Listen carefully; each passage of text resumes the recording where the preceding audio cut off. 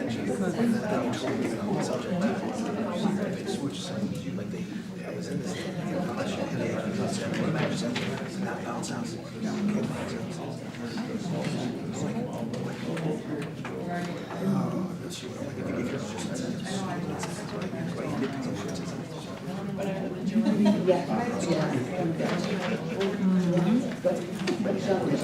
get all these.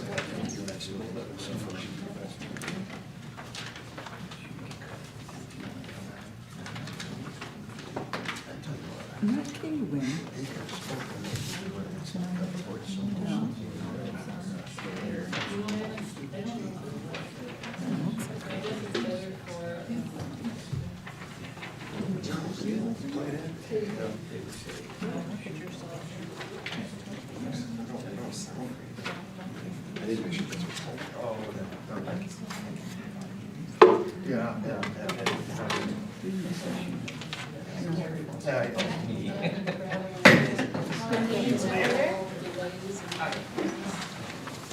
Start with pledge of allegiance. I pledge allegiance to the flag of the United States of America and to the republic for which it stands, one nation, under God, indivisible, with liberty and justice for all.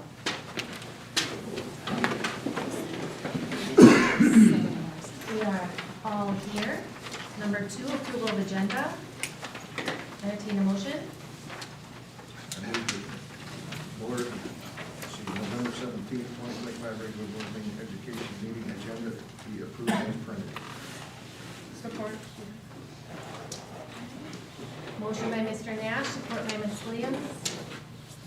All in favor? Aye. Aye. Opposed? Aye. All right, motion passes. Number 3A, we do not have any written correspondence. B, Ovid-Elsie personnel. Okay. C, public participation at board meetings, we do not have any. So we'll move on to number 4, consent agenda. I move that the consent agenda be approved as presented. Or, is that Mary? All right, motion by Mr. Nash, support by Mrs. Thompson. Any discussion? All in favor? Aye. No opposed? Okay, motion passes. Number 5, Board of Education reports. Student achievement. Hello.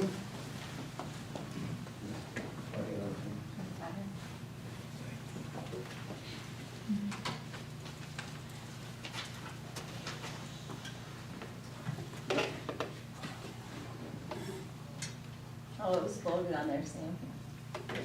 What was that? It was loaded on there. It was on here. Oh, I see it. Yeah. Dan loves presenting from a PDF. I like animations, so. Anyway, okay. Hello, Sam Cecilia. I'm the director of curriculum. I worked with Jason to come up with this presentation. Just wanted to highlight some student achievement data from last school year, mostly focusing on AP exams and SAT. So let's jump right into it. It's basically a lot of charts and graphs, so I'll just talk us through some of the charts. This first one is SAT growth. So the SAT will determine for each student what their anticipated growth should be if they're progressing as they should. And you can see that the yellow is the students that met their growth. The vast majority of students are meeting or exceeding that growth goal. So it's not a proficiency one. We'll talk about proficiency in a minute. But growth goals can be helpful because if you have students that are way below, if they're starting out low, sometimes proficiency is not as attainable. But if they're at least making progress, that's another measure that we can be proud of. So the left one is combined. You can see in math, it's interesting because you'll see when we get to math, the proficiency scores, math has a lower percentage of students that are proficient, but we have a lot of kids meeting their growth goal, but we're starting out low, and but that is a positive that they're at least meeting the growth goal. So this is the class of 2026, or our current seniors, PSAT 9 through SAT scores. you can see it progressively goes up, which is good. They should go up because the test changes a little bit. It's not quite apples to apples. It's not the same test every time. There's more possible points and things like that, but it's still a good sign that we had that big jump, especially between the PSAT 10 and the SAT. This is some similar data. This is SAT growth on some of the specific tests. It gets cut off here a little bit, but when you see EBRW, that's evidence-based reading and writing, and then math is obviously math. So it's PSAT 9 to 10, and then from 10 to 11. So this huge jump. And these two are the reading and writing, and then here's the math. That's that big jump that we saw. Like a lot of kids met their growth goal in math. And then over there is combined, so the blue is from 9th grade to 10th grade, and the orange is from 10th grade to 11th grade. So what we notice is they seem to be taking the SAT seriously, and we're seeing pretty good scores there. One of our goals in school improvement planning is how do we get them to maybe take the 10th grade and 9th grade one seriously. But either way, it's a good sign that they're doing well on the 11th grade SAT. This gets into AP exams, so that table is really busy. I'm going to show you charts on it and stuff, but there's kind of a lot going on. But if you're not familiar with how AP exams work, you get a score of 1 to 5 on it. Anything 3 or higher is considered passing. And depending on the university, will usually, if you get a 3 or higher, usually result in college credit. So at the end of this, I'll talk a little bit about how this affects our score with the state and things like that. But offering more AP classes helps us in some of the scoring that the state does on us. But it also helps kids by offering them college credit, things like that. So we wanted to show you 5-year trend and how things have grown quite a bit. So this chart is participation in AP exams. Has gone up quite a bit. 2023 was kind of a high mark as far as students taking AP classes and then taking the exam as well. But still last year we had 70%. But the biggest difference that I wanted to highlight on the right there is that in 2023 we had 35 total AP students, and last year we had 43. And so while the percentage is a little bit lower last year, we actually had more tests taken because we had more students taking AP classes. So if you look right here, not only that, but this row right here I think is really helpful. We had the most students last year get a 3 or higher. We had the most 3 or higher scores, I should say, because some of those might be the same kid more than once. We had 30 AP students with scores of 3+. So that was the most that we had ever had, even though it wasn't the most, it wasn't the most exams taken. So just to show you that visually, the blue bars are the number of students, the number of AP students, and so we're just above 40.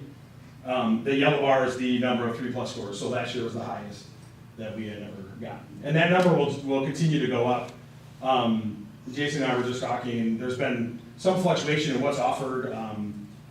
In English, they kind of alternate different, one year they'll offer one AP English class and the other another. But in social studies, last year there wasn't AP US history, just because of staff turnover, and this year there is. So we already have a lot of kids taking that. So we anticipate that number to go up as well, like the number of students taking AP. And just today at Share Leadership, we had a presentation from a high school teacher on a proposal to offer next school year AP US Government. And so barring some unforeseen circumstance, that should be happening. So we're continuing to expand those AP offerings. This is similar data, just shown a little differently. This tells you the number of scores at each level, and so I think this really highlights how many students are passing those exams. Very few ones, we got a few twos, but a lot of 3 scores and just a 1.5. And you can see that yellow is English, literature, and composition, which they did really well on. So again, a 3 or higher is passing. All right, switching over to the SAT. So my first couple charts were SAT growth. This is SAT proficiency. And so for these ones, I'll compare Ovid-Elsie to either the state and or Clinton County. The blue bars are Ovid-Elsie, the yellow is the state. And so we're beating the state average by quite a bit in both areas. And you know, math is a struggle, I think, everywhere. But it is nice to know that we're at least beating the state average. But I think we all recognize that 40% proficiency is not necessarily where we want to be, nor, you know, maybe that's pretty close to 70 in the reading and writing. So room for growth in both, but we are beating the state average, which we thought was good. This is a 5-year trend, just to show you kind of where we've gone compared to the state. So in 2021, we were actually below the state average. But then just the next year, we shot up way past them. And this is all subjects, so combined, were they proficient in math and reading? And if you look at those scores, there's not a ton of kids that are proficient in math, but not in reading. There's some. So you tend to be limited by that math proficiency score. That's usually, you're not going to be higher than that in your combined score.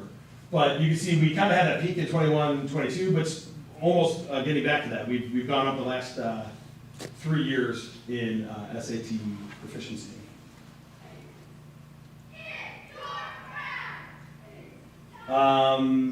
Another component, we're going to get to the school index in a little bit. Another component they use to determine that score is graduation rate, which I just included it because we're doing so well.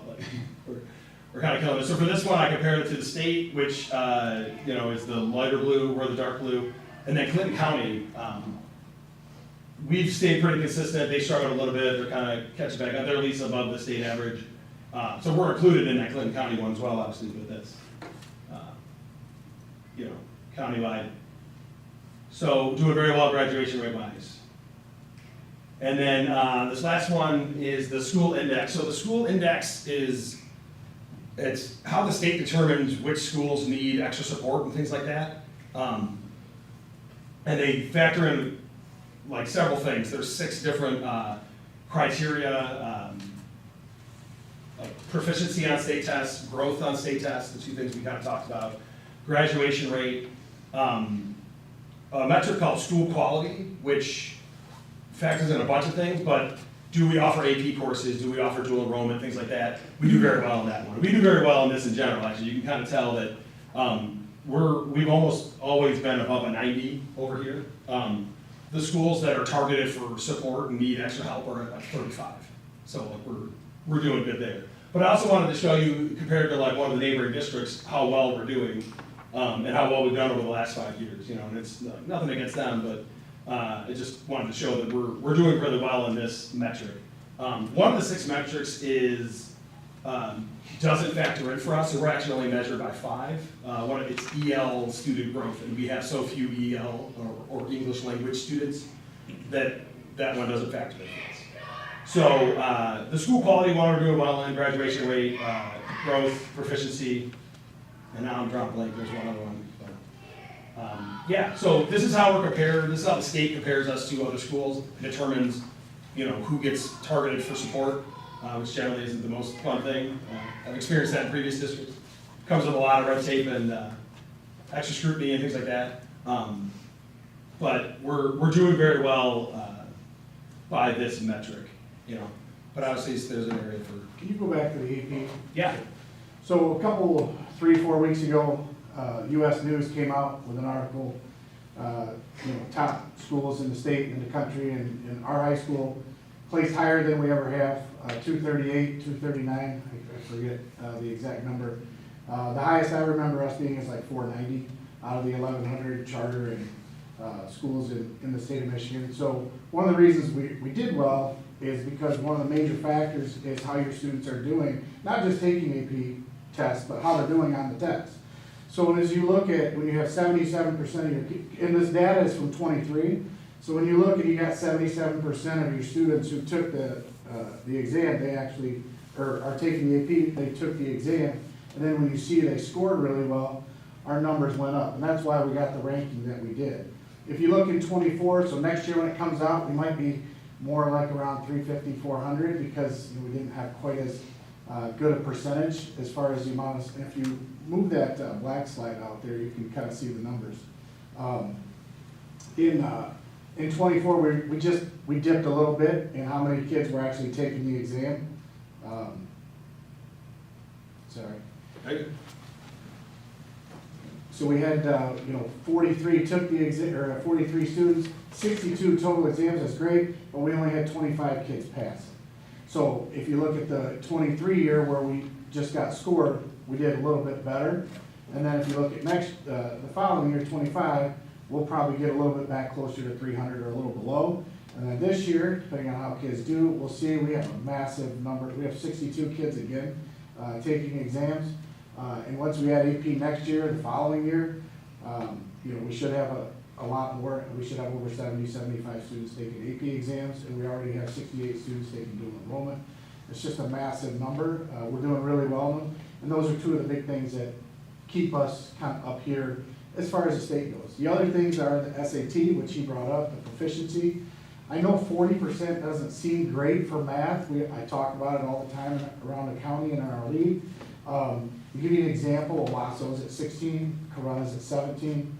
So just to give you an idea of where some local schools might be as far as a percent proficiency, 40 is actually really good. We're like 4th in the area. If you head east, and we're like, in Clinton County, we're 3rd. We're behind DeWitt, PW, just a smidge behind PW. So our math is actually pretty good at 40, and to see that 73% of them actually made growth, that means those students who aren't necessarily proficient are still kind of growing as expected. It means our teachers are getting the students the content that they need to keep with the growth component. And all those reports were run by Clinton County RESA, so Denise Palmer did a great job of presenting our cohort to kind of see it. And what we're recognizing is we got a little bit of a dip in the sophomore year, and like he was saying, we're worried that it's a little bit of effort because the kids know it's not really all that valuable, it doesn't help their grade. They know it's not the SAT, it's another practice, and it's the 3rd one because they take it in 8th and 9th. And we lose a little bit of effort on some of our students. So we're coming up with some ways, some incentives to say, hey, if you do well on this, maybe we can exempt out of an exam for math or reading. And maybe that'll give them a little bit of fire to give a little more best effort. So we're talking through those things, haven't finalized anything yet, but we think it'd be a way to kind of get the effort to kind of return to those freshmen and sophomores who may or may not be given best effort. Majority-wise, our kids are doing great when you compare us around. So just wanted you guys to know that those are the things that are impacting that best in U.S. News, best in high schools. Like when you see people in the community and they say, well, how did we become that? Those are the driving factors, the SAT, the AP, and then our dual enrollment, but then also just our graduation rate and things like that. How many teachers, let me back up, if they're gonna teach an AP class, do they need additional certifications or trainings to do so? Training it. Yeah, we send them every year. There's a AP, gosh, I forget the name of it, but they do a 4-day move-in down in Oakland County. Summer Institute. The Summer Institute. Every year? No, they don't do it every year, but they can go When they every first year. started. Oh. Yeah. They have to go to that to kind of be certified. Then they have to follow their syllabus and their expectations. In calculus, when Mr. Gavenda went to that, they recommended a certain textbook, and he's like, I'm getting that.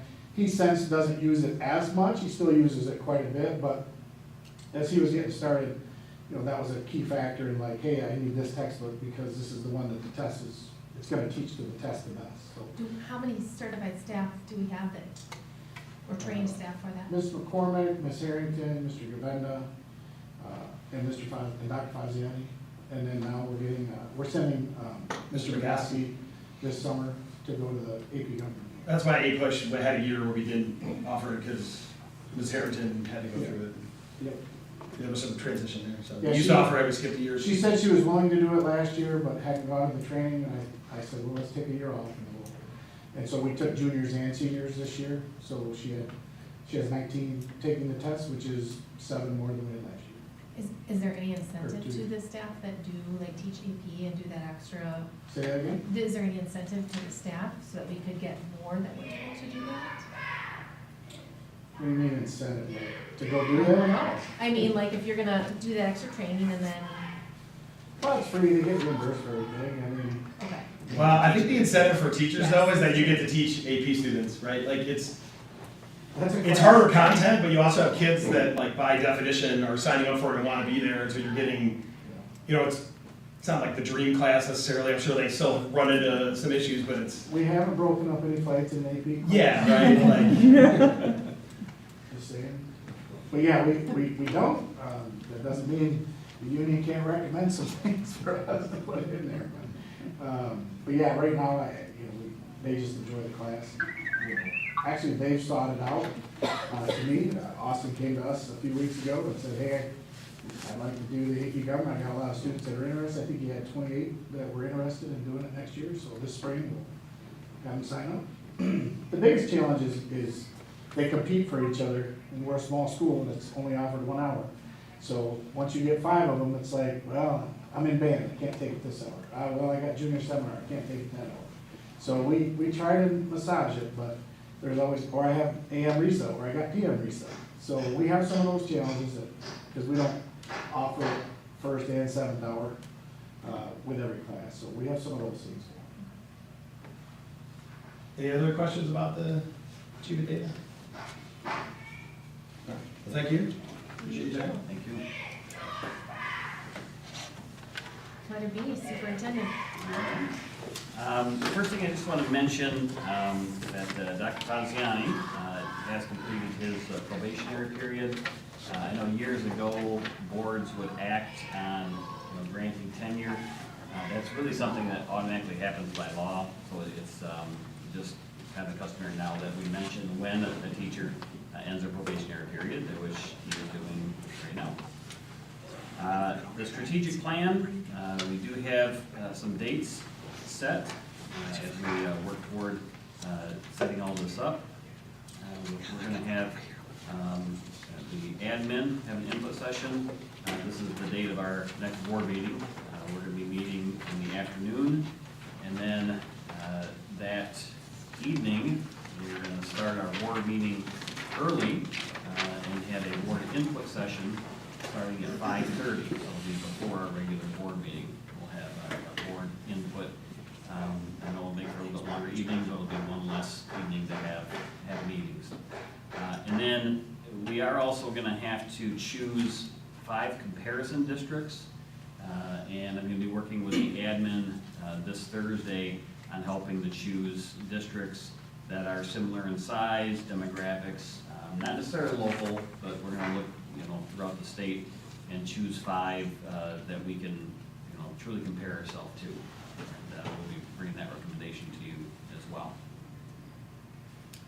And that concludes my report. Okay. Number 6, new business, teacher's master agreement. Yeah. For you, you have a copy of the new agreement with the teachers, which we reached a tentative agreement with last Monday, and ask for your approval on that. It does have some creative ideas where the goal was to try to attract younger teachers. We removed the bottom step, so they'll be starting at a higher pay. And then there's a little bit higher step at the top for retention, and I know that's been a goal, is to try to attract and retain, and we're comfortable that this will help us move in that direction. Is the teachers the 25, 28? Yes, And then is the pairs supposed to be 25, 27? that's correct. Okay. Yeah, very good. It's a 2-year. All right, I'll entertain a motion. I move the Board of Education approve the teacher's master agreement for 2025 through 2028. Support. Okay, motion by Mrs. Thompson, support by Mr. Nash to approve the teacher's master agreement for 2025, 2028. Any discussion? Okay, roll call. Doc? Yes. Yes. Yes. Yes. Yes. I abstain. I abstain. So motion passes 5-0. Okay, now the next one is the paraprofessional master agreement. And yeah, there's a typo on the recommendation, just cross out teachers and write para there. And this one, again, has some incentives in there to try to attract and retain. There were some new laws, wage laws that we incorporated in there. But we were pleased to be able to reach that agreement. I think that was Thursday, we reached that agreement with the paraprofessionals. And I recommend that we pass this. Making a motion? I move the Board of Education approve paraprofessional master agreement for 2025, 2027. Support. Motion by Mrs. Thompson, support by Mr. Nash, to approve the paraprofessional master agreement for 2025 through 2027. Any discussion? Okay, roll call. Josh? Yes. Yes. Yes. Yes. Yes. Yes. Yes, motion passes. Yeah, the next one is it's a health insurance resolution. This is for a membership with the West Michigan Health Insurance Pool.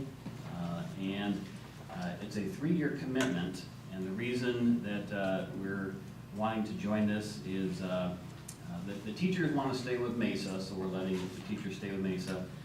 The smaller groups wanted to have a similar coverage without out-of-pocket expenses based on the premium increases. And this has a good track record of that. And this next year, they will not have any out-of-pocket expenses. Clayton County Reese has been with this pool for 10 years, and they've had good results with them. And their yearly increases have been below what many other insurances have been, which, as you know, the insurance increase is going to be an issue every year. But I'd entertain approval for this resolution. This is for every other bargaining unit besides the teachers? Yes, basically saying the district, and after 1 year, the teachers will look and see if it's something they want to join at that time. Roughly how is it saving the district money? It's the It's same what we're cost to the saying. district. It does save the employees money with less out-of-pocket expenses. I move the Board of Education approve the resolution as presented authorizing membership in the West Michigan Health Insurance Pool, WMHIP, for a minimum of 3-year period effective January 1st, 2026. Should that be 2026? Yes. Support. Motion by Mrs. Thompson, support by Mr. Nash, to approve the resolution as presented authorizing membership in the West Michigan Health Insurance Pool for a minimum 3-year period effective January 1, 2026. Any discussion? Okay, roll call. Yes. Yes. Yes. Yes. Yes. Abstain? It doesn't affect us. Yeah, but you said it might in next year. Oh, that's true. I abstain. Okay, I abstain. Motion passes. Thanks. Okay, the next one, 31 AA funding. And I know at least the last couple board memos had information on this. 31 AA is, if it's new to people, it's basically safety funding from the state in the new budget, safety and mental health. And I wanted to read exactly what the language is that's concerning to many districts. It says the applicant must agree as a condition of receiving funds to subject itself to a comprehensive investigation in the event of a mass casualty event and affirmatively agree to waive any privilege or protection, including attorney-client privilege or work product protection that may otherwise apply to information gained or generated in connection with the investigation. Now, it's good to have things investigated. The problem with this is there's no timeline, so districts may be agreeing to this forever. We don't know if we're waiving these rights forever. They won't define that. Also, the definition of mass casualty event is left very broad. It could be 3 people getting hurt at a football game would technically qualify as a mass casualty event.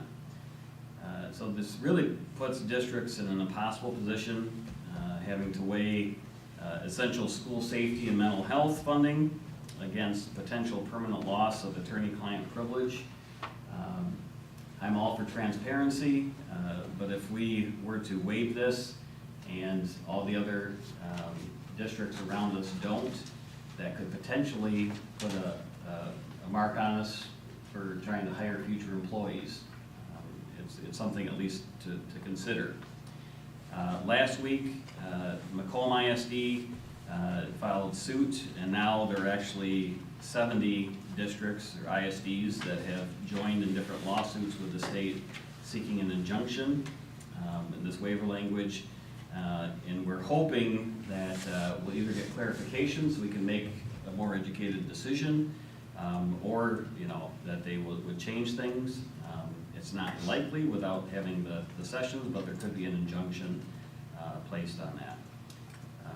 I did want to bring this to the board for any discussion or open comments, because obviously it is a topic that's been right on the minds of everybody. It's about $140 per pupil, so for 25-26, it's about $175,000 for Ovid-Elsie. It could actually be higher if, with other districts not accepting money. And if we did not accept it with the other increases in the state budget, we would still be okay, but it would obviously affect, possible future budget issues. So at this time, I just wanted to kind of open it for any sort of comments or thoughts, just give board members an opportunity to speak on it. How long have we been receiving 31A funds? How many years? 2020 to 2021. They opened it for COVID. Okay, yeah, it was good, right during Is it COVID. 3 years, 4 years? 4 years. This is going on 5th year?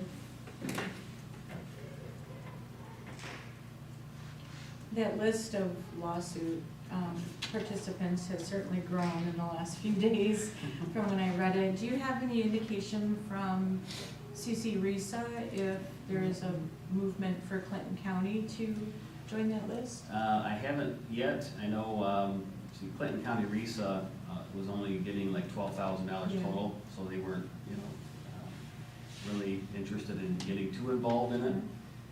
But I do know that nobody else in Clinton County at this time is interested in accepting the funds under the current conditions.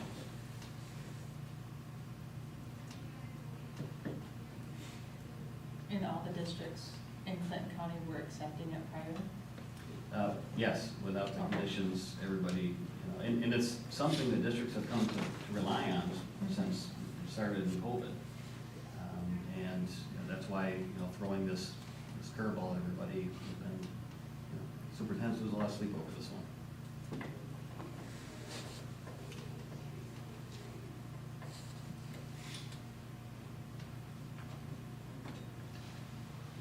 Lisa, so what I understand is that they're hoping for this injunction prior to the November 30th deadline, correct? Correct.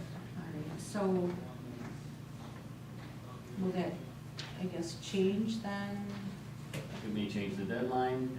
If, for some reason, something changes that would make this more favorable for us, I would recommend having a special board meeting to possibly accept the fund at that time. And if we don't take any action, if nothing changes, we don't take action, then we just would not accept the funds like other districts. So the tone of these 31A funds has certainly changed since COVID, right? It was more health related. Now the governor has a focus on mental health and school safety. So will some of that play into like our strategic planning, like with the what's next? It definitely could be part of our strategic plan.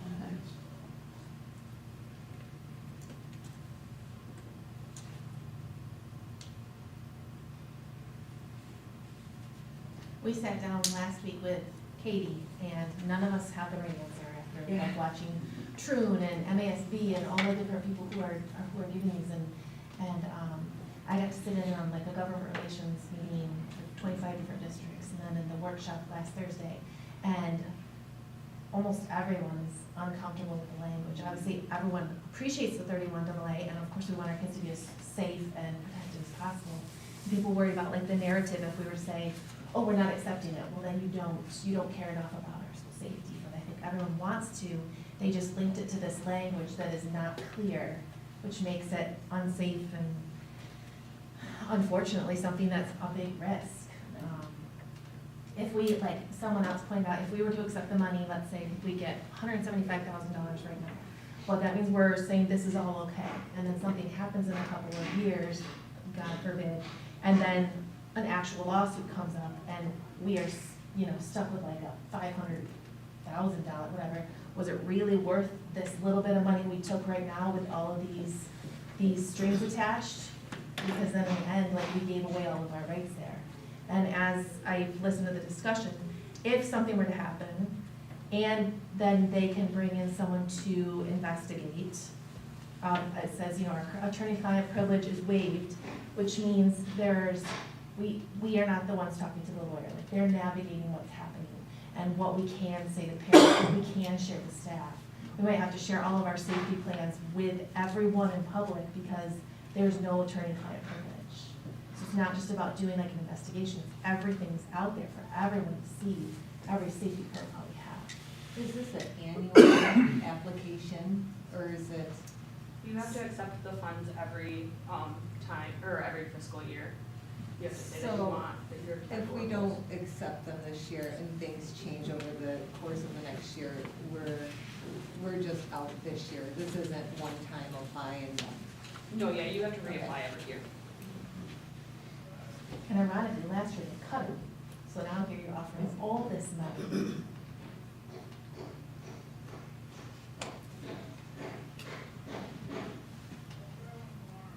Any other thoughts? Anybody? Okay, again, I just wanted to give the opportunity for, the board to speak and to mention it at the board meeting. Thank you. All right, letter E, board self-evaluation. I will send you the link. Dr. Hupp and Mr. Miller and I have done this previously, but it's something that when we were looking at the calendar for things that we should keep on our radar to do, they have a free board self-assessment that we do online, and each of us complete it, and ask that you do it before the next board meeting, and then they will give us our results, and we can look through it together, and it will help us set some goals and look at some things that we need to work on as a board, and it will help with our strategic planning. But like the point of using this, I mean, when you think about it, like, we don't let administrators or teachers go more than a year without having an evaluation. So as board members, the only evaluation we have is an election. So this is one way for us to keep ourselves accountable and to realign ourselves with why we're here. It's only gonna take us each like 20 minutes. I'll send you, like I said, I'll send you the link. Please do it a few days before our next board meeting, and I'll ask them to print it for us, and it's no charge at all, as long as we just wanna work at it on our own. And I think that's a good idea. yeah, good as you. That's what that is. Letter F is a superintendent evaluation, and Superintendent Hork would like it to just be open, so we're gonna do some open sessions. So if you go pull out your evaluation. Behind the red tab. Oh yes, behind my red tab, yes. I'm glad you noticed that.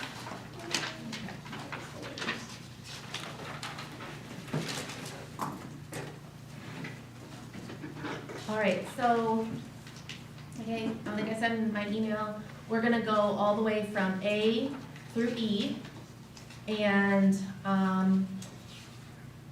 unlike how we have done it previously, what was shared in the training when we just took it was to find consensus, because the idea is to have dialogue about how we can best help our superintendent and where we can set goals going forward. We don't have to set them today, but if we cannot find consensus in some things, like what we can live with, then we're gonna skip it and we're gonna come back. So we'll start with letter A, governance and board relations. A1 is policy involvement. And just start sharing what you think, your number, why.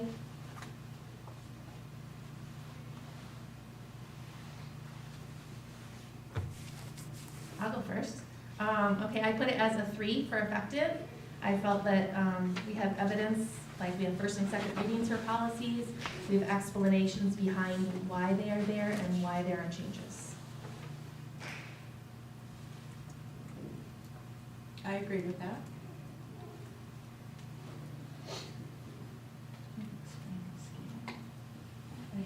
Well, yeah, for people who can't see, there are 3 levels. There's a needing support, there is a developing, and there is an effective. And so the goal is for us to come up with a consensus score, and then within each section, there is a category rating. So in this section, there are six scores. The first one being policy involvement. You can just go down the table, Mr. Miller, what do you think? 2. Okay.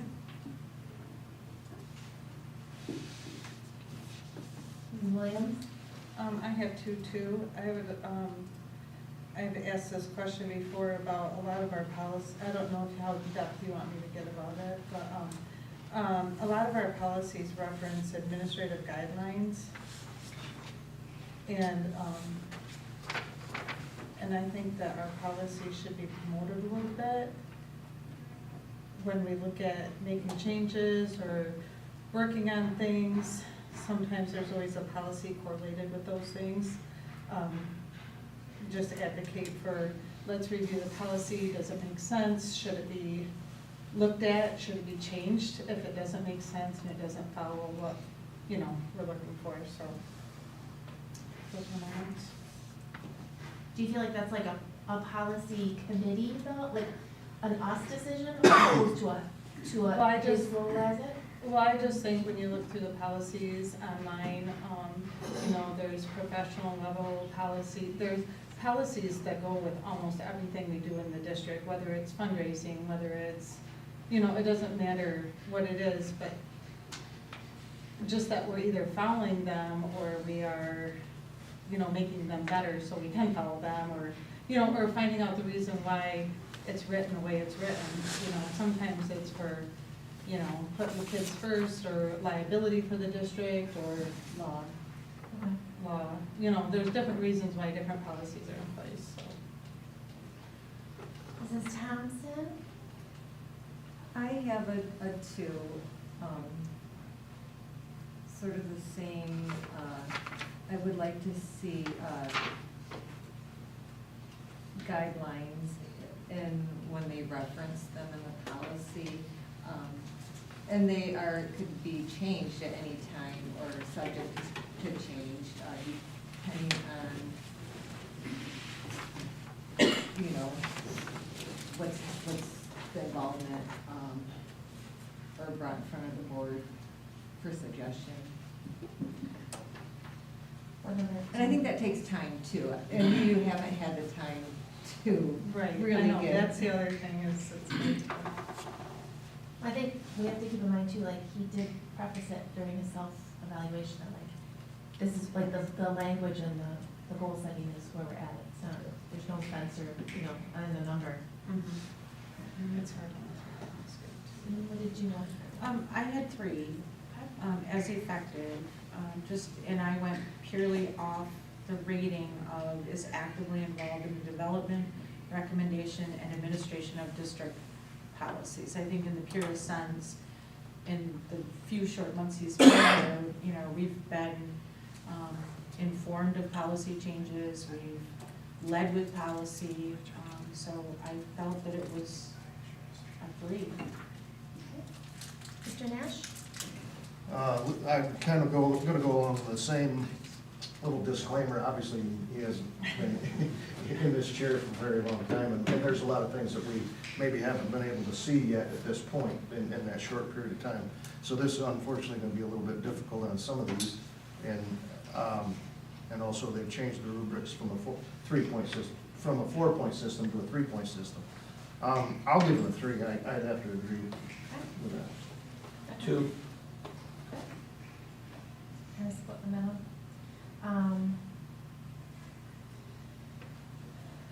Do we come back to it?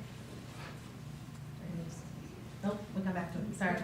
Had to think about how we did it. Okay, A2, goal development. You can just start at the end again, Mr. Miller. 2. 3. 3. 3. I'll go 3. 3. Okay. So with that one, Mr. Miller, can you live with a 3? Sure. All right. A3, information. We'll start down there, Dr. Huff. 2, 3. 3. 3. 3.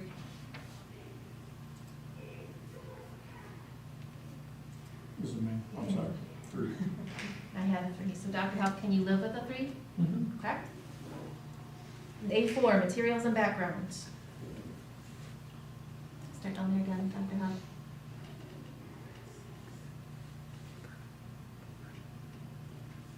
3. 3. 3. 3. 3. 3. 3. Okay. Consensus is a 3. A5, board questions.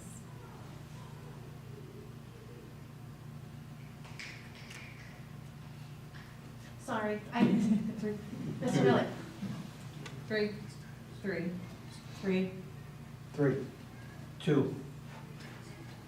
I have a 3, but we are split with a couple, so we'll come back to that one. All right, A6, board development.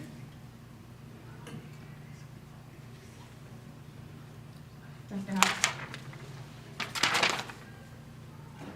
3. 3. 2. 3. 3. 2. 2. Okay, so we're split, we'll come back to that one. We're gonna move on to section B, community relations. B1 is communication with community and residents. Mr. Miller? 2. 3. 3. 3. 3. 3. 3. Mr. Miller, can you live with a 3? Good. B2, community and parent input. Mr. Miller? 3. 2. 3. 3. 2. 3. 3. Okay, we're split with that one. B3, media relations. 2. 3.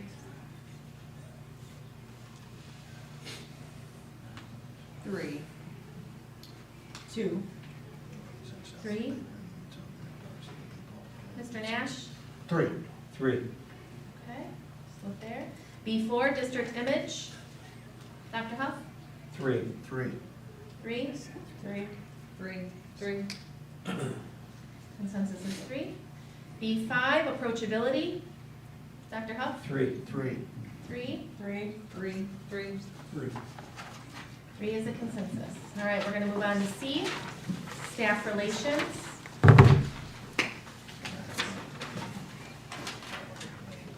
C1, staff input.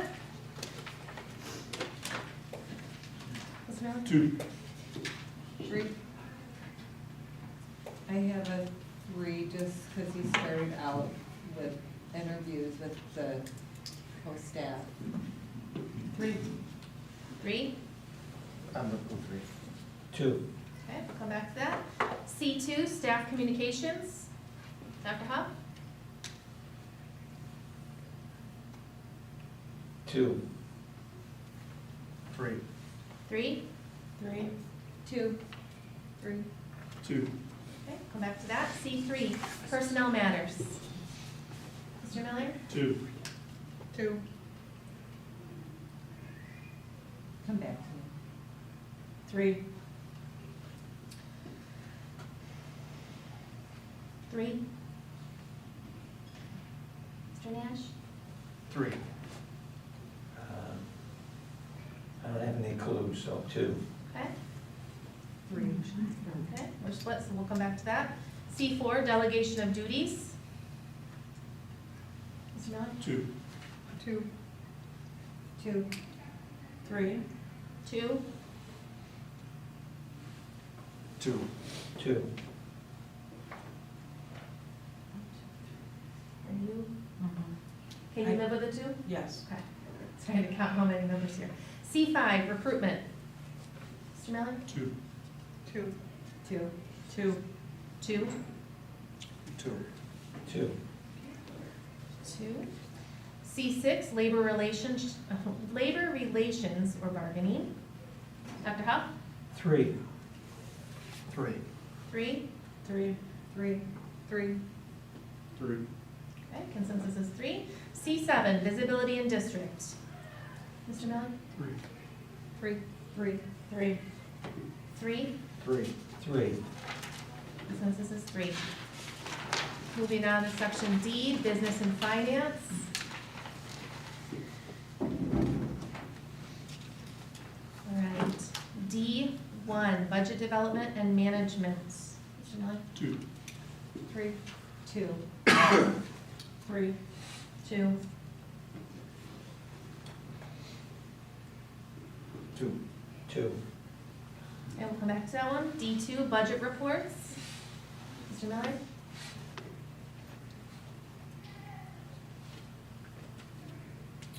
2. 3. 3. 3. 3. 3. 3. I'm good with that. Okay, thank you. D3, financial controls. Dr. Huff? 2.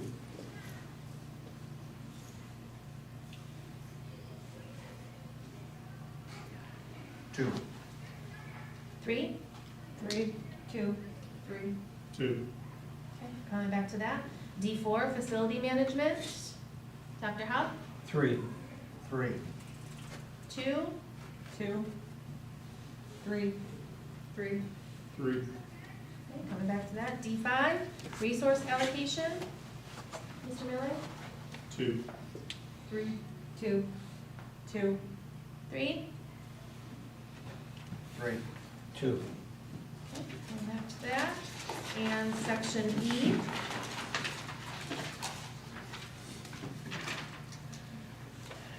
E1, E is instructional leadership. E1 is performance evaluation system. Mr. Miller?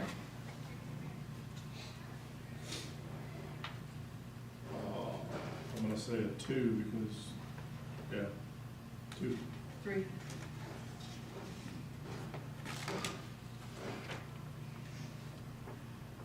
2.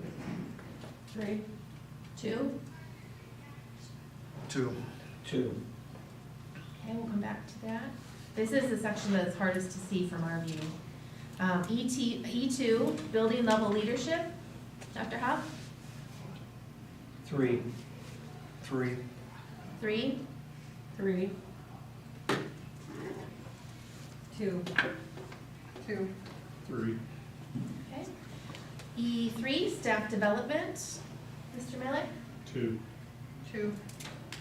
2. 2. 2. 2. 2. Okay, consensus is a 2. E4, school improvement, improvements. Apologize, Mr. Miller? 2. 3.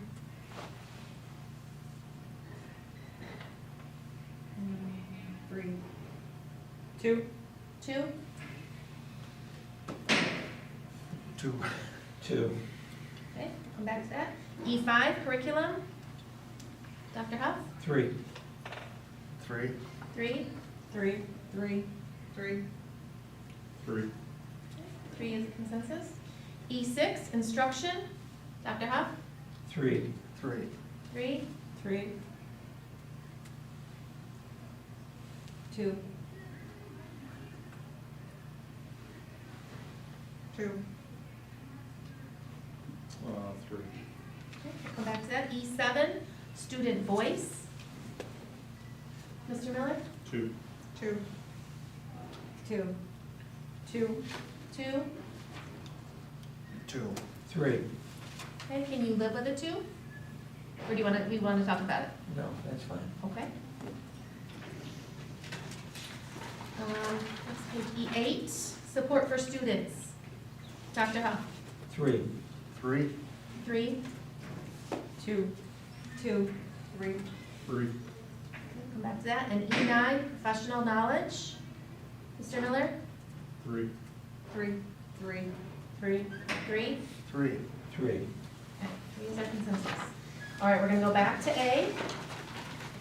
And this is where if there's something more you wanna see, something you wanna highlight, this is where we can share it and try to come to consensus.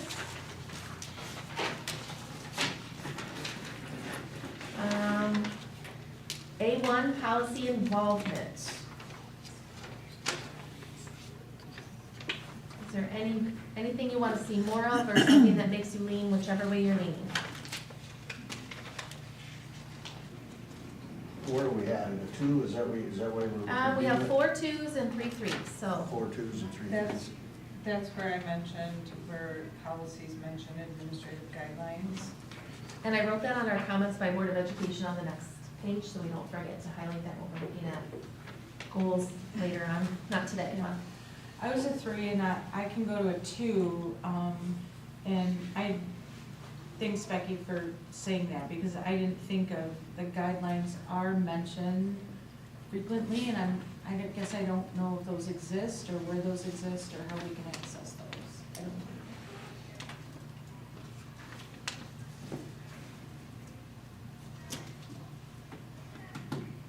I struggle a little with that, only because I feel like they're written as administrative guidelines, but you're right, we've always thought they were gray.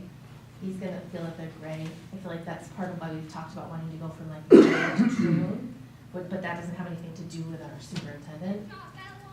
Well, a lot of them in the policy says the superintendent is to give administrative guidelines. But so far, we haven't had that in our situation. We did previously. So like to mark it as something that's like his, but also I agree we need to clarify those. So is that the superintendent or is that a policy issue? Well, the policies directing, I mean, I read it as the policies directing the superintendent to give guidelines on whatever the policy may be. Like, here's your framework. You have autonomy to do it within this framework. You know, and that's how I read a lot of them that mention that. I agree, but we So- haven't run into that with, in our superintendent evaluation, we haven't run into that situation. As far as I'm aware of, that he had to give an administrative like guideline on something. Well, the way I read it is the policies saying that those guidelines are to be in place as instructing. That's what maybe we need clarification from the policy. That's what I, like, Your yes. clarification, because nobody's, I mean, it's referenced in many policies about, you know, the superintendent. And I'm interpreting it as, you know, an overall guideline with a framework, then, you know, the administrator would have the ability to have the autonomy to operate within that framework. You know what I mean? It's not like. Yes, I just feel But, like but that's there's Neola nothing, writing but it. there's nothing, you know, I've never seen them, so. I'm not gonna discourage the discussion or anything like that, but do we have the opportunity, can we maybe split this in We two can and a if half we can't in come to this consensus, situation? they don't encourage it, but yes. Okay. Could we I all mean, live with a that's 2.5? I guess my only point, I think, there I mean, I'm is not a trying to level of argue, I'm difficulty. just saying like There this. is a level of difficulty here, as I stated earlier, I think, Yeah, you know, he's- Mark hasn't been in this position for a very Mhm. long time. There's some of this stuff that us as board members haven't even really seen yet or had the opportunity. I mean, I think, I let agree, him I show agree, yeah. himself. And it's I hard guess. on a 3-point scale. And I feel like Right. that too, though, doesn't give him any, like, it just says he provides that correspondence to us, and he follows it. Yeah. But he actually tries to like Exactly. give us the recommendations, so that's why I'm having a hard time sitting with 2, but could we meet in the middle at 2.5, since we have half our 2s and half our 3s? I'm fine with that. Are you good with that? I'm fine. Mr. Miller? Yes. Yes. Yeah. Okay, so that'll be a 2.5. All right, A5 board questions, we had 2 2s and the rest were 3s. I feel like something that's been asked before by board members, were when they asked a question of the superintendent, that they wanted all of the answers given to everyone. And just like in our Friday update, he specifically says who asks the question and gives all of us that answer, so I feel like when I read the number 3, that's why I felt like he's reading us all into any question that anyone's asking. He's always answered my questions. He's always answered my questions in a very timely manner. Yeah. Okay, so do we need to meet in the middle again, or do we have any change in your score? Anyone's score?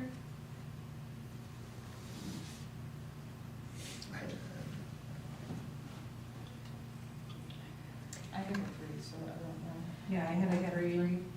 Okay. I don't know which way we did it. Mr. Nash, were you a 2? I believe I had 3 on that one, I believe. Okay, then that would make you a 2 down there. Do you still feel? I think he's so new, Yeah. I mean, give him a 3, that's fine. No, we want to give them goals, so if that's where we are at, then we Well, I should go know, with but- 2.5 if that's a better consensus of all of us. That's fine. Are we, is everyone in agreement with that for a 2.5, meeting in the middle? Yes. Okay, I am. Yeah. 2.5? Okay. Okay, and A6, board development, you had 4 3s and 3 2s.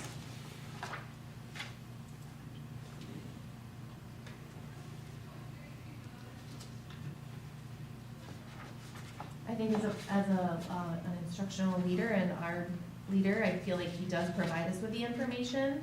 That was in the 3 where it says actively encourages. I don't think he's had that chance yet to actively encourage us. So were you a 3 or a 2? I was 2. Okay. I said a 3, and this is the one, we were really split on this one, but, I really relied through the MASB training to use this superintendent rating tool. We really talked about relying on these areas when we don't know exactly what's happening, relying on the superintendent's evidence and artifacts. And for this one specifically, we get several board memos, and he listed employment actions, contract clarifications, evaluation frameworks, policy alignment with Neola. So I feel like we are getting that information.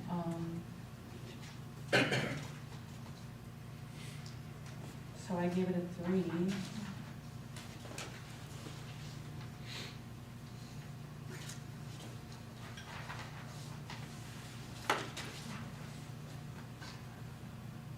I'm okay with my number, 2 or 3.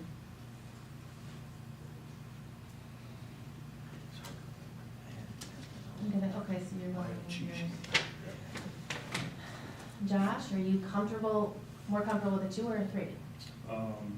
Honestly, a 2, because I don't know that he's actively encouraging us. I am 2, I had a 2 and I also feel that way. Are we willing to split in the middle at 2.5? Yes. Yes. Okay, 2.5. Crystal, did you get all those then? If I read it down to you? A 2.5, 3, 3, 3, 2.5, 2.5? Okay, thank you. At a rating of 2.75.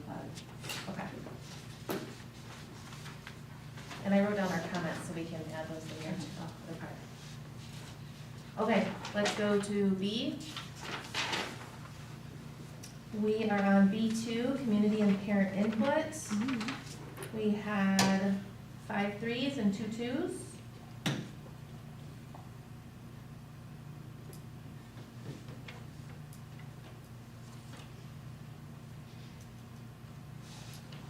See, that one, I think he was active because he had those coffee meet and greets, things like that earlier in the spring. So he's out there in the community asking for input.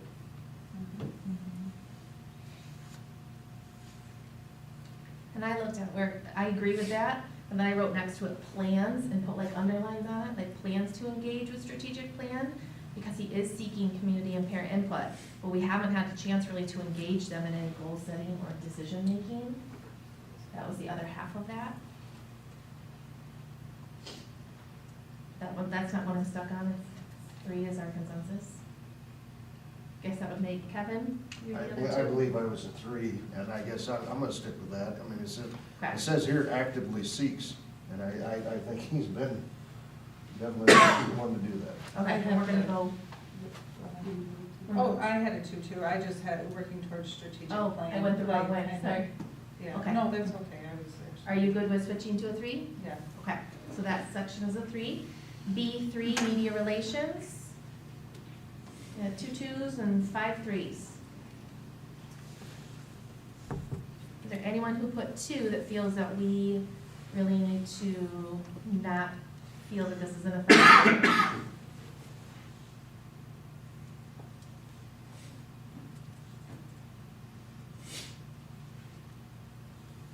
go to a 2.5, or can we live with a 3? I guess I'll just say this, even though I voted a 3, but just to maybe clarify, it says, for number 3, it says actively engages the media, and maybe the word media puts perception in somebody's mind, but something to think about. Mark on his own has put things in the paper with his name on it and sent, I guess you don't have to use newspaper or news items necessarily as media itself. He sent personal letters, personal cards, that type of thing. Again, I think he's making every effort possible to reach out to everyone and anyone in the community. I agree.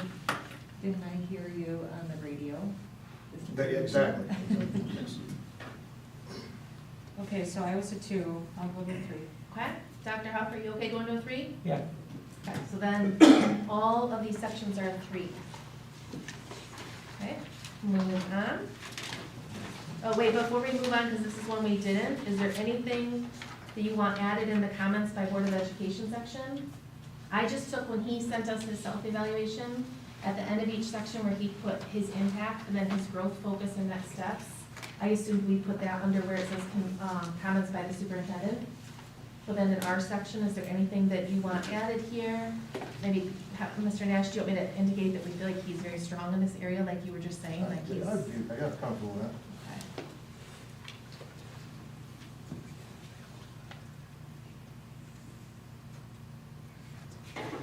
I really like the stakeholder advisory panel, parents, students, staff, business, and civic meeting as part of the strategic plan. I think that's a great idea.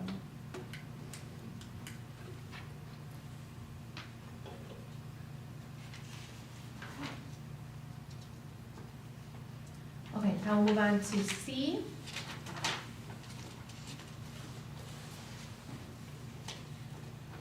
Oh, I did also put for B, that I really enjoy your community and service-oriented personality. I think that adds to your role as our leader and as the representative of our districts. Okay, C, we are stuck on C1, staff inputs. Looks like Dr. Huff and Mr. Miller, is there something that sticks out to you that you want to see more of? I just lack of knowledge. I don't know that he's actively seeking staff input. Yeah. Okay. I don't know. Yeah, I have written out here I didn't see any evidence that he could show that he actively seeks, besides his interviews from.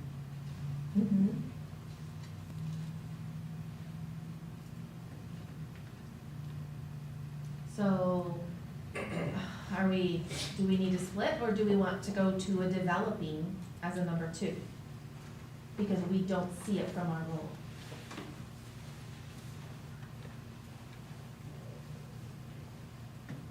I'm sorry, but could you repeat that? Where are we at? Is We- 3s and 2s? 5 3s and 2 2s, but we're also acknowledging that we've saw the initial meetings, but we really haven't seen the active seeking of staff input, like from our role, so there wasn't a lot of evidence. That doesn't mean he's not doing it, it's just maybe something we haven't seen. It's all about setting goals. I'm willing to go to a 2 if this is something we wanted to keep developing.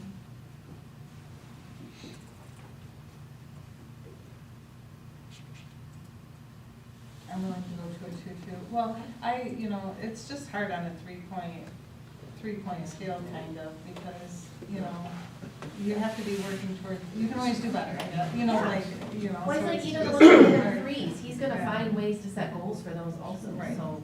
Right. Okay. So then 2 2. So, I'm just speaking for myself, I don't know. Would you be okay with a 2? Could you live with a 2? Yes. Could you live with a 2? I think I said it too, because unless Only the end people did. Well. That's all they know. Mine was a 2, I must have read it from my other line. Okay. That's why I apologize. So are we good in consensus with a 2 Mhm. down there? Yeah. Yes, okay. Okay, leave that as a 2. C2 is staff communications. We have 3 2s and 4 3s. So we're split right in the middle.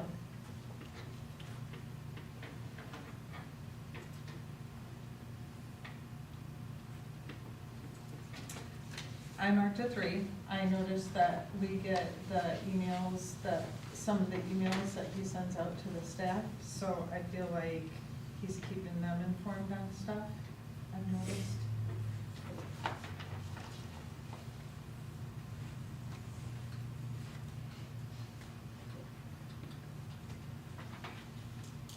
Anybody else?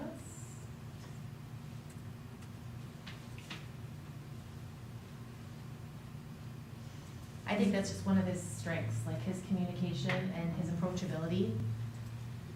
So from what I see and from what I hear from staff members, they feel that they are informed about what's going on that's important in the district. So as a person who picked 3, I don't wanna go down to a 2, but if we have to split it, we could. I agree. I was a 3. Would you be okay with a 2, or are you better with a 2.5? You were a 3. I was a 3 though. I was 2, but we have half of us that are 2s. Oh. So we either have to go to a 2 or a 2.5. I might have, I don't know which one you read. okay, I know, I didn't have it. Somebody, you were, I think, a 2 in the middle I here. wanted to see if I- Let me just ask again then, what would you be comfortable with, Dr. Huff? 2 or 3?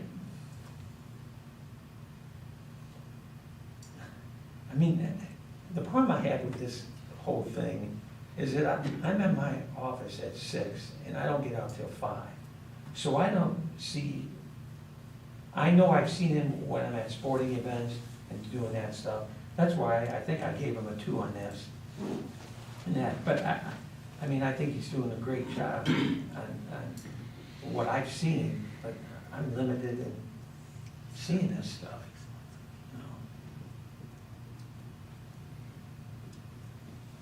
So you stick with a 2.5? I'd be sick with the 2.5, yeah. Is that what you're comfortable I'm with? comfortable. 2.5, can we agree on the 2.5? Yes. 2.5 for C2, and then C3. We're stuck again. On personnel matters. Personnel matters are handled with consistency, fairness, discretion, and impartiality. Personnel procedures are regularly reviewed, communicated to staff, and updated as needed. Is our split because we don't see this and he's very new? Is that kind of what we're coming back to again? Yeah. I That's feel for like- me. So can we be, are we comfortable with a 2.5, or do we feel more strongly about a 2? I think that this is really the board's, like, we need to, see it, it's not, that he's not doing it, we just haven't witnessed it. And it's, Well, something I wrote down, I know it's been asked before about, like handbooks or procedural for personnel. I don't know if any of those things exist or anything. I just have it. I'll stick with the 2.5 if that's what you want to do. I'm good with doing that too. Mr. Miller?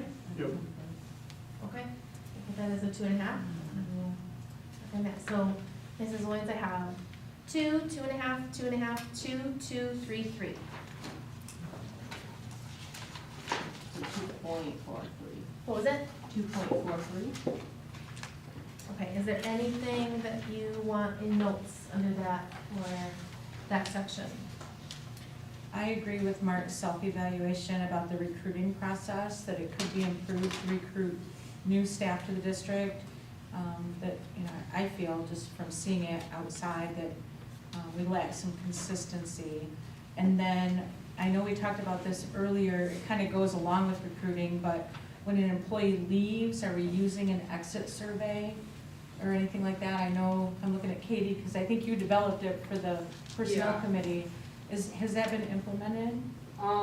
Yes, the people that retired or left at the end of the school year, they took the exit survey. Okay. We haven't had anybody since then, but it is, Google is Forms. it all staff or just teaching? staff? Anybody. So, like, my mom left, she took the survey, 3 teachers left, but other than that, we haven't had anybody since the form was created. Okay. But we open it to anybody that leaves. Yeah, all right, thanks for that, because I think that's valuable data to help us in our recruiting process down the road.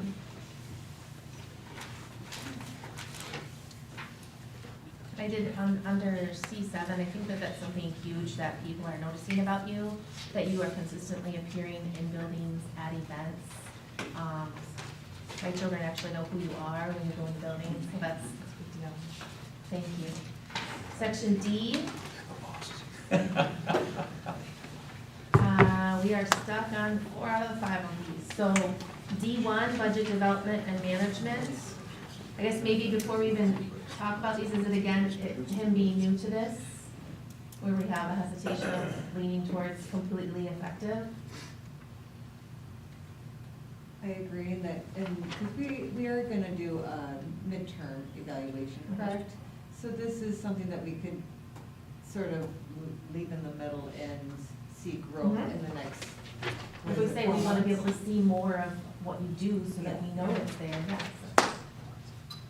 So there were more 2s than 3s. There were 5 2s. Can we live with a 2? Is everyone good with a 2? I was at 3, I'll go to 2. I can move. Okay, so that will be a 2. D3, financial controls. We had 4 2s and 3 3s.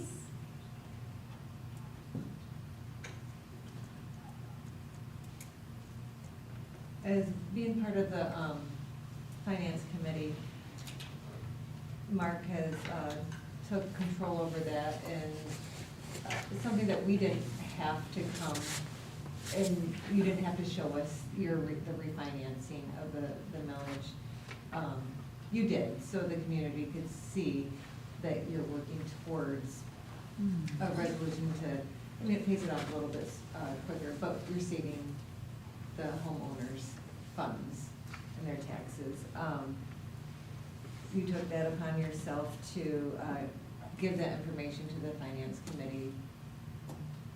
I think that in that short period of time that you have really applied yourself on budgets and the funds that are coming in, what's questionable.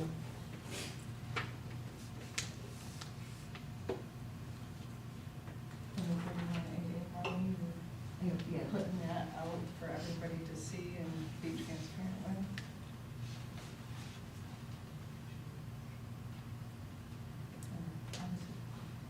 I feel like what you just spoke to really was like for D5, where he's talking about allocating some of those for short and long-term objectives.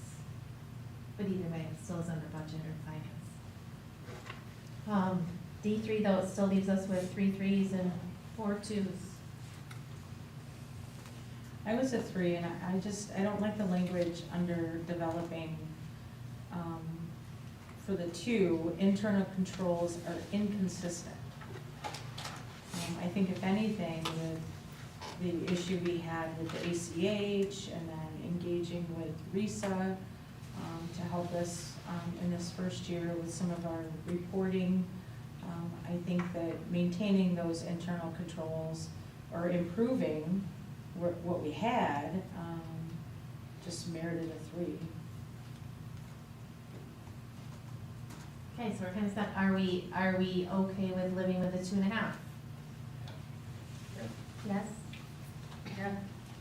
Mr. Miller? Yes. Okay. 2.5. D4, facility management. We're at 5 3s and 2 2s. I was a 2 on this one, only because I don't know if there's a facility management plan.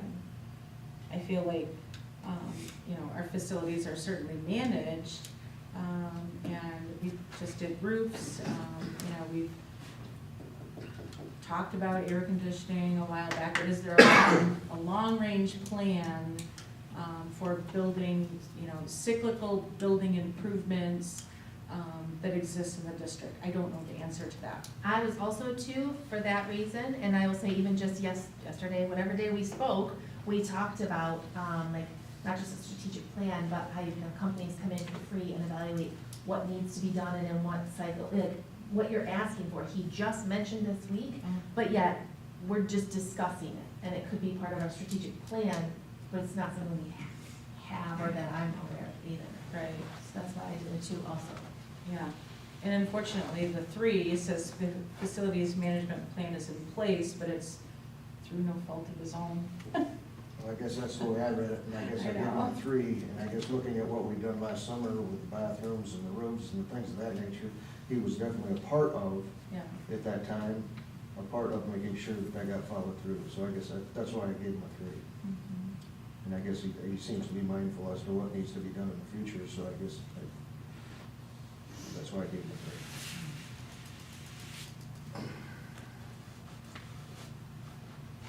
Two and a half?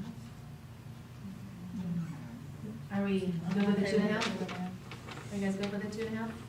Yeah. Yeah. Okay, Mr. Miller? Yep. Last one on here, D5, resource allocation. We have 3 3s and 4 2s.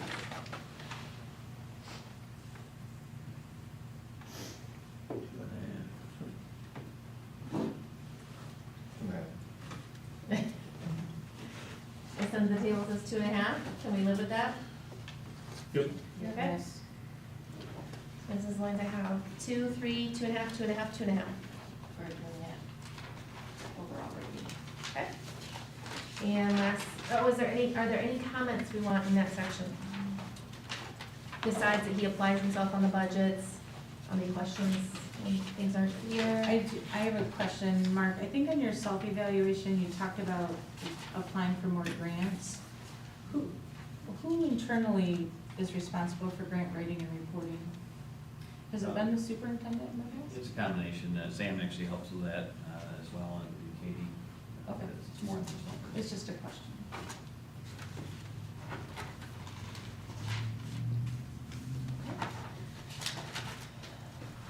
Section E, 1, performance evaluation system. Got 5 2s and 2 3s.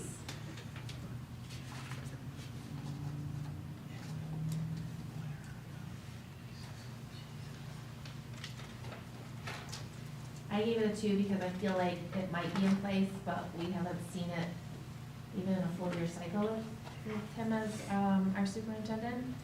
So while I do believe there is an established system, I don't know what his involvement is. I agree with that. But he hasn't had to deal with that yet either. I can move two or two. Brooke, I apologize, was that E2 again? E1. E1? I was a 3 and I'll agree with that. Okay, we'll give that section a 2. All right, E2, building level leadership, we've got 5 3s and 2 2s. I feel like he made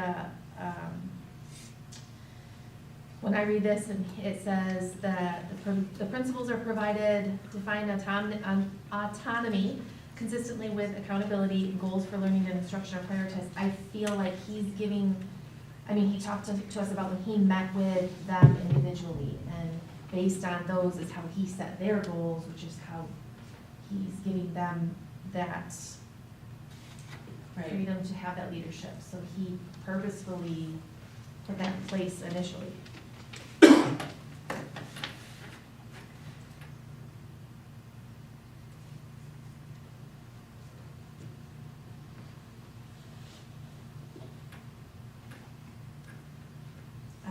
I can move to a 3. Okay. I don't know who I have a 2 Mary, are you also. good with moving to a 3? Yes.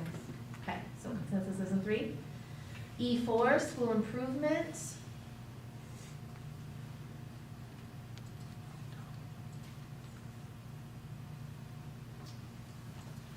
I gave it a, well, we have 5 2s and 2 3s. I gave it a, well, actually, I didn't even write it, I didn't circle because I really wasn't sure. And then in a discussion I had prior to the meeting with someone about the MyKit plan, it's something that they're working on, but it's outdated, so I felt that was more of a 2 because it's literally developing.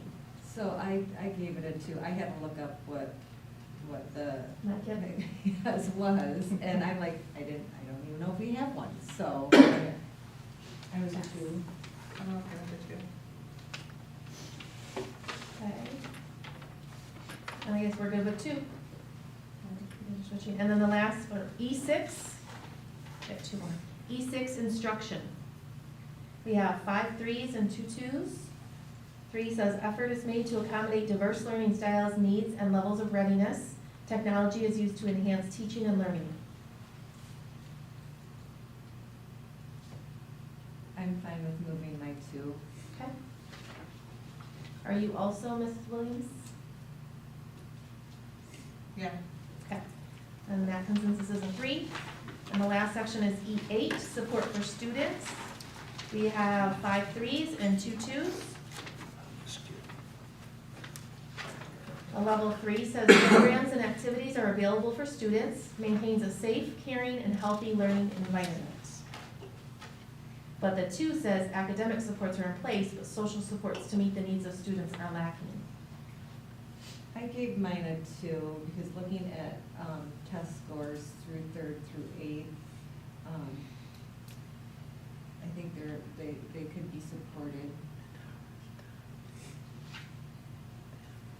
But 2 does say that they are, the academic Well, supports are in place, then it's questioning it's his lacking. social supports. I think that we could get just looking at the test scores from the last 2 to 3 years, from 3rd through 8th grade, I think, I don't know if it's a reflection on, the supports, or just the social part of it. I don't know what they're lacking, but if we're talking about academics. I guess for me, like, I thought of social supports, and right away, it made me think of this summer when he was just starting out, and he took kids to the baseball game that like wouldn't have an experience like that, and all the programs and the initiatives he takes to connect to students and families. So when I read that, like, I do feel like, as much as a superintendent can in this world, he is trying to support them both socially and academically, but then maintains a safe, caring, and healthy learning environment. He has a team that does all of those things, so I could not live at a 2 for sure, but we have to split it. Who else had a 2? I was a 2. Thank you for, Yeah. refreshing my mind about the Yeah. experience. Not trying to of argue, that. just Still, very no, honest because you experience. forget things. Yes. And I'll be, honest, I was a 2 in this area, and I guess in my head, this 31AA funding with mental health and school safety has been so like top of mind lately that that's kind of what I was thinking about in social supports, is I would really like to see Ovid-Elsie get to a point where we could have an all-encompassing, supportive mental health program for our students. So and again, it's not something you can do within a couple months, but that's why I gave it a 2, only because I think there's much room to grow in that aspect, in supporting our students.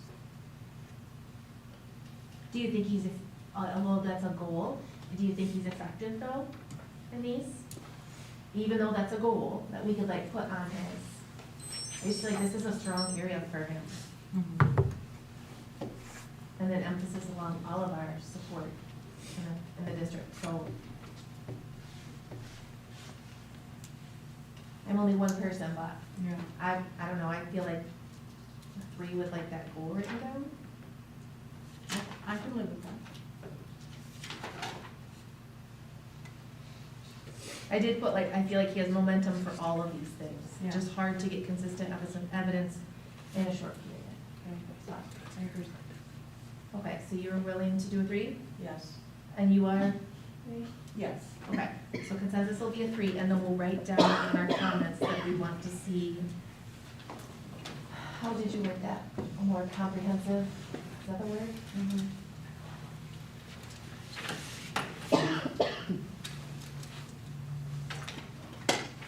And again, I think some of that will come through in strategic planning, for sure. Okay, so Mrs. Boyd, we have 2, 3, 2, 2, 3, 3, 2, 3, 3. Or 2.56. Okay. Now this time, and this is something we talked about when we looked at his and when we went through this binder with the evaluation tool, we do not have student growth goal for this year. So we're gonna look at his progress towards the district-wide goals, which is that 3rd section. And then we're just gonna give the same reading that we give for that as part of that second section, just because right now we don't have a student growth goal. And then we'll have that in place for him after that. So he wrote in his,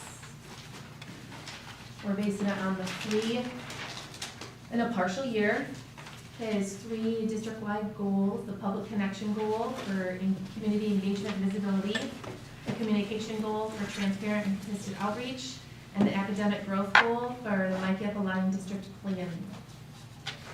So he gave us some of his artifacts. So we need to decide if we feel that he made, the way it's worded, one would be on fewer than 67% of the goals would be a 1, 67 to 84%. He made progress on, and it does say progress, not complete succession, but progress was made on 85 to 100% of the goals would be a 3.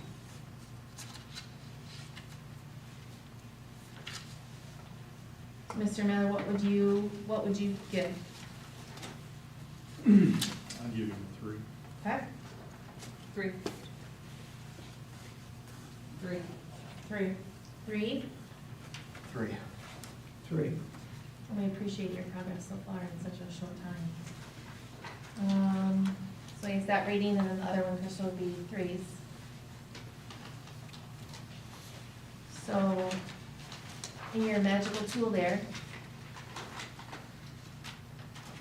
So you want H? on 10? you'd give both of them a 3. Yep, Okay. And then what was your overall score for A through E? On page 14. so it's have 8. Is that the H compiling and summary evaluation score? Sure. Do you have that? Do you have those numbers? That's fine. For the professional practice, so that's the adjusted score for A through E. What was the component weighted score? 1.71, Okay, and then the student growth 0.6, and progress towards district-wide goals. 0.45, So if you add it together, 2.76, it's a 92%. okay, 2.76, 92% score on here. Which is, falls in the effective, between 85 and 100 is effective. Okay, so that is an effective 2.76, 92%. So now, for us to complete this, I entertain a motion. I move the Board of Education setting Mark Horak overall rating of effective as superintendent of Ovid-Elsie. Support. Okay, motion by Mr. Nash, support by Mr. Miller. Any discussion? Okay, Dr. Huff? Yes. Yes. Yes. Yes. Yes. Yes. Yes, motion passes. Number 8, other matters which may properly come before the board. Okay, number 9, hearing from board members. Oh, wait, sorry, back up. Number 7, additional public participation. Where the hell is it? Okay, sorry, I wrote it in the wrong spot. Number 8, no other matters, hearing from board members.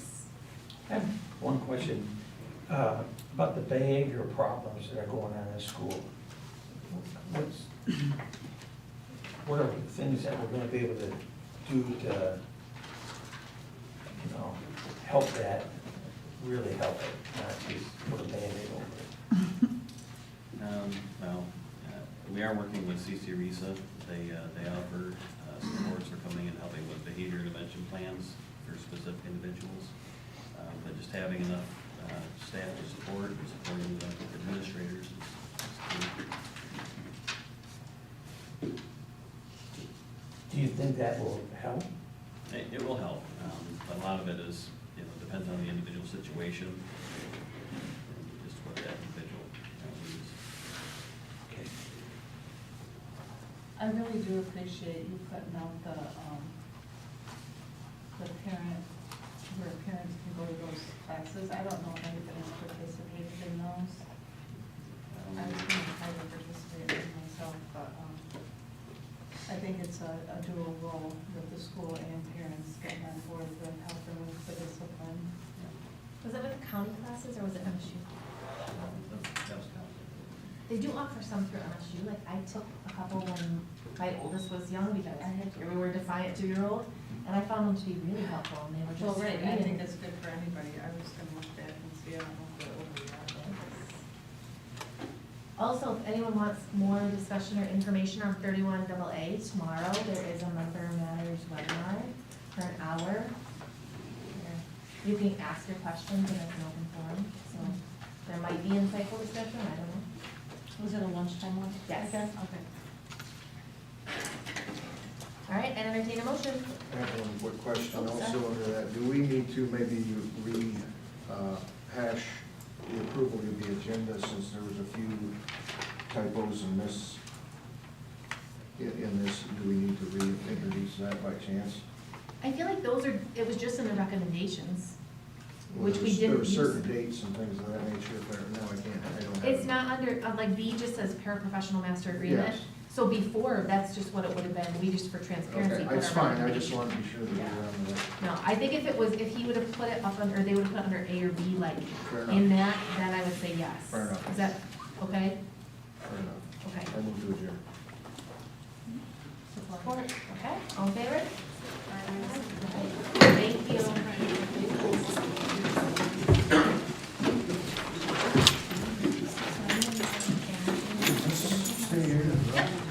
Take it. Everyone can stop and sign. I said that teachers agreement has all the board members.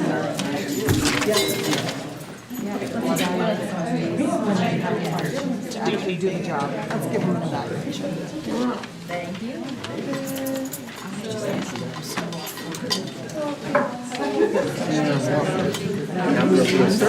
They have one of those.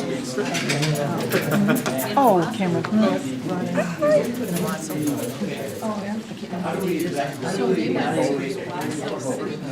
Superintendent about student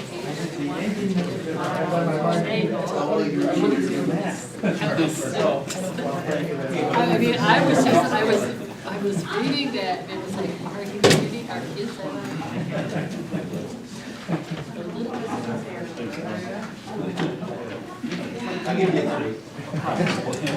You have one student and you clear it.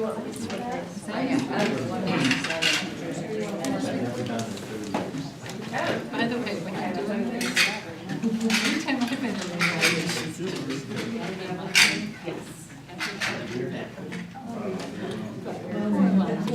I don't go to enough meetings That's a good start. You don't do that every weekend, for 5 weekends. It was and it's the first Wednesday.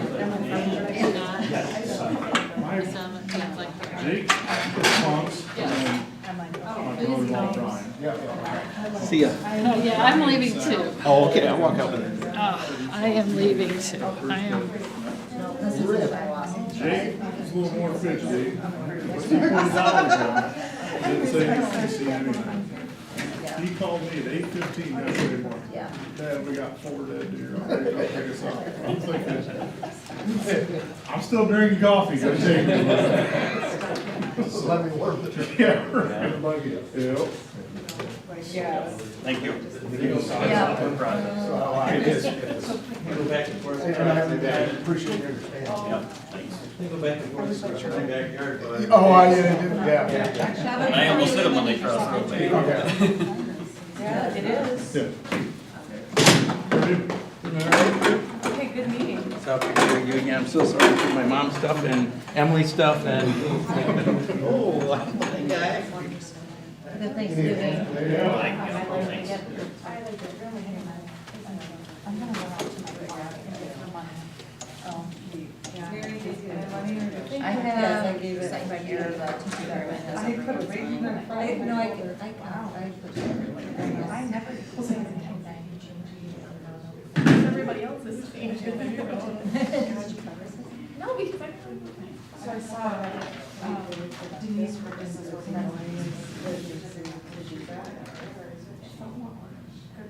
She's a sophomore? She's a sophomore. So she enjoys it. She doesn't get to have much, but she enjoys it. Well, maybe not. I mean, it's not right? Oh, she's not. Yeah, this one's a teacher's agreement.